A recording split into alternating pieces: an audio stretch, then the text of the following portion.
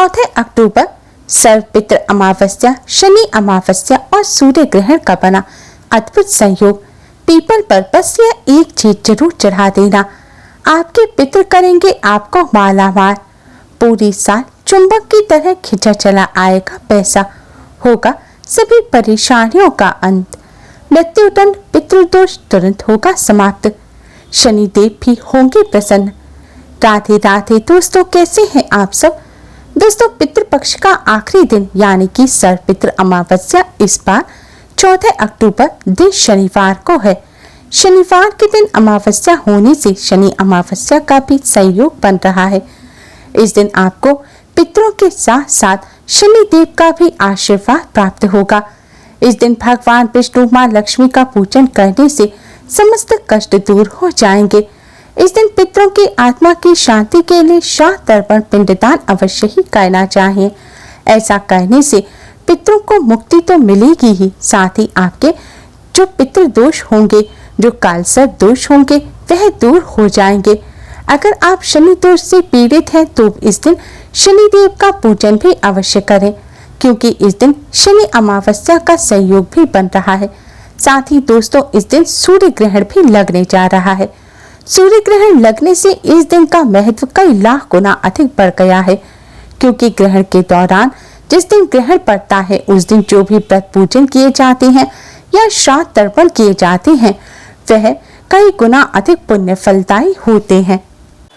इस बार सर्वपित्र अमावस्या पर शनि अमावस्या और सूर्य ग्रहण है, साथ ही ग्रह नक्षत्रों के अद्भुत संयोग बन रहे हैं। ऐसे दुर्लभ संयोग पूरे 799 वर्षों बाद बने हैं। इन अद्भुत संयोगों का लाभ अवश्य ही उठाएं और सर्वपित्र अमावस्या पर पीपल से जुड़ा ये आसान सा उपाय जरूर करें। पितृपक्ष का शास्त्रों में विशेष महत्व बताया गया है। माना जाता है कि पितृपक्ष के दौरान पितृ धरती लोक पर आते हैं और अपने परिवारजनों द्वारा किए गए श्राद्ध तर्पण और पिंडदान को ग्रहण करते हैं और प्रसन्न होकर उन्हें आशीर्वाद देते हैं। शास्त्रों में पितरों को विशेष स्थान दिया गया है। शास्त्रों में बताया गया है कि जिनके पितृ प्रसन्न और तृप्त नहीं होते, जिन्हें अपने पितरों का आशीर्वाद प्राप्त नहीं होता, उन्हें देवी देवताओं का भी आशीर्वाद प्राप्त नहीं होता। भगवान विष्णु माँ लक्ष्मी जी को शास्त्रों में पितृदेव बताया गया है। इसलिए पितरों को प्रसन्न करने के लिए पितरों के साथ साथ भगवान विष्णु माँ लक्ष्मी का पूजन अवश्य ही करना चाहिए। माना जाता है जो अपने पितरों का सही प्रकार से श्राद्ध नहीं करते, पितरों की आत्मा की शांति और मुक्ति के लिए श्राद्ध पक्ष के दौरान श्राद्ध तर्पण या पिंडदान नहीं करते, या फिर जिनके पितरों की अकाल मृत्यु हुई होती है और जिनके संस्कार में किसी तरह की कमी रह जाती है, या जिस परिवार में पितरों को सम्मान नहीं दिया जाता जिसके वह हकदार हैं, तो ऐसी स्थिति में दिवंगत आत्माएं नकारात्मक ऊर्जा का संचार करती हैं, जिससे परिवार में अशांति रहने लगती है, बने बनाए काम बिगड़ने लगते हैं। इसे ही पितृदोष कहा जाता है। जब विवाह या संतान उत्पत्ति में समस्या का सामना करना पड़ रहा हो, व्यापार में घाटा हो रहा हो या फिर धन की हानि हो रही हो, तो आप पर पितृदोष है। पितरों को प्रसन्न और तृप्त करने के लिए और पितृदोष से मुक्ति पाने के लिए पितृपक्ष की अमावस्या का विशेष महत्व होता है। इसे सर्वपित्र अमावस्या भी कहा जाता है। माना जाता है सर्वपित्र अमावस्या के दिन सभी भूले बिसरे पितरों का श्राद्ध तर्पण करना चाहिए, या जिन पितरों की आपको श्राद्ध तिथि मालूम ना हो या किसी कारणवश आप श्राद्ध पक्ष के दौरान अपने पितरों का श्राद्ध नहीं कर पाए हों, उन सभी पितरों का श्राद्ध सर्वपित्र अमावस्या पर अवश्य ही करना चाहिए। पितृपक्ष की अमावस्या वह स्वर्णिम अवसर है जिस पर आप छोटे से प्रयास से ही अपने पितरों को प्रसन्न और तृप्त कर सकते हैं। पितृपक्ष की अमावस्या पर एक छोटा सा उपाय करके आप पितृदोष से मुक्ति पा सकते हैं। आज हम आपको शास्त्रों में बताया गया पितृपक्ष की अमावस्या पर करने वाला एक बहुत ही आसान उपाय बताने जा रहे हैं। इस उपाय को सभी को अपने पितरों की तृप्ति और शांति के लिए और पितृदोष से मुक्ति पाने के लिए पितृपक्ष पितृपक्ष की अमावस्या पर अवश्य ही करना चाहिए। इस उपाय को करने से पितृदेव भगवान विष्णु माँ लक्ष्मी जी की असीम कृपा प्राप्त होती है। पितृदोष पितृ आशीर्वाद में बदल जाता है। जन्मों जन्मों के पितृदोष दूर हो जाते हैं। पितृदेव और पितरों की कृपा से बिगड़े काम बनने लगते हैं।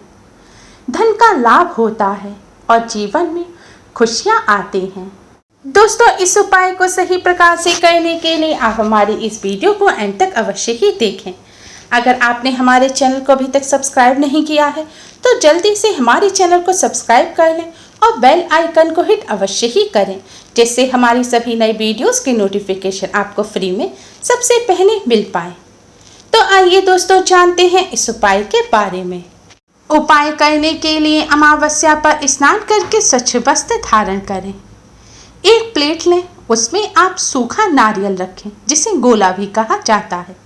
थोड़ी शक्कर और कुमकुम भी रखें। साथ में एक सूत का, सफ़ेद रंग के सूत का एक बंडल रखें। अगर सफ़ेद रंग का सूत आपको ना मिले तो आप 11 जनेऊ ले लें। दोस्तों, ध्यान रखें, आपको कच्चा धागा ही लेना है। या तो आप जनेऊ ले लें या सफ़ेद रंग का सूत ले लें, और अगर दोनों ना मिलें तो आप लाल रंग का कलाबे का एक बंडल, जिसे मौली कहते हैं, उसे आप प्लेट में रख लें। एक सरसों के तेल का दिया बनाकर भी प्लेट में रख लें। सब सामान तैयार करने के बाद अब आप जल का लोटा तैयार करें। जल का लोटा तैयार करने के लिए एक स्टील का लोटा लें, उसमें शुद्ध जल डालें, थोड़ा सा कच्चा दूध, थोड़ी शक्कर, थोड़े से साबुत चावल और थोड़े से साफ किए हुए काले तिल आप जल के लोटे में डाल दें। अगर आपके पास पुष्प और गंगा जल है तो 2 पुष्प और गंगा जल भी आप जल के लोटे में डाल दें। सब सामान लेकर आप पीपल वृक्ष पर जाएं। पीपल का पेड़ आपको हर मंदिर पर मिल जाएगा। पीपल के वृक्ष पर जाने के बाद अब आप पीपल वृक्ष का पूजन करें। दोस्तों, श्रीमद् भगवत गीता जी में भगवान श्री कृष्ण ने स्वयं को वृक्षों में पीपल का वृक्ष बताया है। पीपल के वृक्ष में भगवान विष्णु के साथ साथ सभी देवी देवताओं का वास होता है। माना जाता है पितृपक्ष के दौरान पितृ भी पीपल वृक्ष में आकर ही वास करते हैं। पीपल वृक्ष को पितरों का भी निवास स्थान माना गया है। पीपल के मूल में ब्रह्मा जी, मध्य में विष्णु जी व अग्रभाग में भगवान शिव जी साक्षात रूप से विराजित हैं। सूर्योदय से लेकर सूर्यास्त तक पीपल वृक्ष में मां लक्ष्मी का भी वास होता है। पीपल वृक्ष का पूजन करने से पितृदेव भगवान विष्णु मां लक्ष्मी जी के साथ सभी देवी देवताओं और पितरों का आशीर्वाद प्राप्त होता है। पितृ तृप्त और प्रसन्न होते हैं और पितृदोष से मुक्ति मिलती है। इसलिए आप भी आज के दिन पीपल वृक्ष का पूजन अवश्य ही करें। पीपल वृक्ष का पूजन करते समय भगवान विष्णु जी के 12 मंत्र ओम नमो भगवते वासुदेवाय का जाप करते रहें। सबसे पहले आप पीपल वृक्ष पर यह जल चढ़ाएं। जल चढ़ाते समय भी आप ओम नमो भगवते वासुदेवाय मंत्र का जाप करते रहें। जल चढ़ाने के बाद आप दिया जलाकर पीपल वृक्ष के पास रखें। फिर कुमकुम से एक स्वास्तिक का चिन्ह पीपल वृक्ष के ऊपर बनाएं। फिर जो सूखा हुआ नारियल है उसमें आप शक्कर भर के पीपल वृक्ष की जड़ में रख दें। नारियल रखने के बाद आप सूत लपेटते हुए पीपल वृक्ष की 11 परिक्रमा करें। दोस्तों, ध्यान रखें, परिक्रमा आपको क्लॉकवाइज ही करनी है, जैसे घड़ी की सुइयां घूमती हैं। परिक्रमा करने के बाद आप भगवान श्री गणेश को प्रणाम करें। फिर पितृदेव भगवान विष्णु माँ लक्ष्मी जी को प्रणाम करें। अपने सभी पितरों को प्रणाम करें और सभी देवी देवताओं को प्रणाम करें। इसके बाद पितृदेव के इस मंत्र का 108 बार जाप करें। मंत्र इस प्रकार है: ओम पितृदेवताय नमः, ओम पितृदेवताय नमः। मंत्र का जाप करने के बाद आप पितृदेव भगवान विष्णु माँ लक्ष्मी जी से अपने पितरों द्वारा जाने अनजाने में की गई सभी गलतियों की क्षमा मांगे। पितरों की आत्मा की शांति, तृप्ति की और मुक्ति की प्रार्थना करें। प्रार्थना करने के पश्चात अब आप पितृदेव भगवान विष्णु जी, माँ लक्ष्मी जी और समस्त देवी देवताओं और पितरों को प्रणाम करें और अपने परिवार द्वारा जाने अनजाने में की गई सभी गलतियों की क्षमा मांगे। जो भी भूल चूक आपसे पूजन में हो गई हो उसकी भी क्षमा मांगे। क्षमा मांगने के पश्चात अब आप पितृदोष से मुक्ति की प्रार्थना करें। आपकी जो भी परेशानी है वह भगवान जी के समक्ष रखें और अपनी सभी परेशानियों को दूर करने की प्रार्थना करें। दोस्तों, इस विधि से पीपल वृक्ष का पूजन करने से भगवान विष्णु, माँ लक्ष्मी जी के साथ साथ समस्त देवी देवताओं और पितरों का आशीर्वाद प्राप्त होता है। जन्मों जन्मों के पितृदोष दूर हो जाते हैं। इसके साथ ही शत्रुओं का नाश होता है। सुख संपत्ति, धन धान्य, ऐश्वर्य, संतान सुख की प्राप्ति होती है। साथ ही सभी ग्रह दोषों का भी निवारण हो जाता है।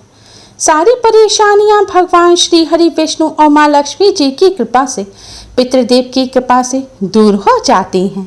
दोस्तों, अगर आप शनि देव से संबंधित किसी दोष से पीड़ित हैं तो आप इस तरह पीपल वृक्ष का पूजन करने के पश्चात पीपल वृक्ष के नीचे बैठकर ही हनुमान चालीसा का पाठ अवश्य ही करें।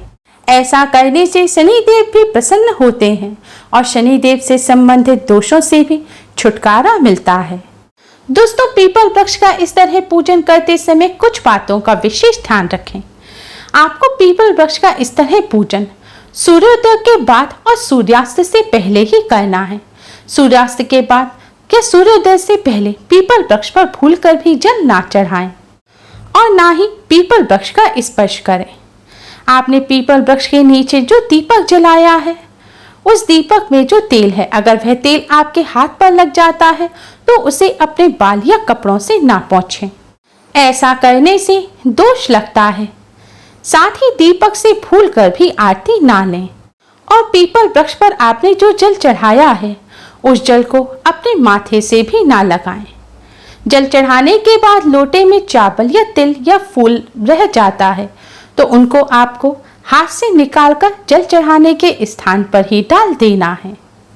और यह भी ध्यान रखें कि पीरियड के दौरान महिलाएं पीपल वृक्ष का पूजन ना करें। इस उपाय को करते समय स्वच्छता और पवित्रता का विशेष ध्यान रखें। दोस्तों, सर्वपितृ अमावस्या के स्वर्णिम अवसर पर पितरों को और पितृदेव का आशीर्वाद प्राप्त करने के लिए, पितृदोष से मुक्ति पाने के लिए इस उपाय को अवश्य ही करें। उम्मीद है आपको हमारी ये वीडियो पसंद आई होगी। प्लीज लाइक करें। हमारे इस वीडियो को अपने फ्रेंड्स और रिश्तेदारों में ज़्यादा से ज़्यादा शेयर करें जिससे वह भी इसका लाभ उठा सकें। हमारी और भी वीडियोस के लिए हमारे चैनल को सब्सक्राइब करना ना भूलें। Thanks for watching. Radhe Radhe.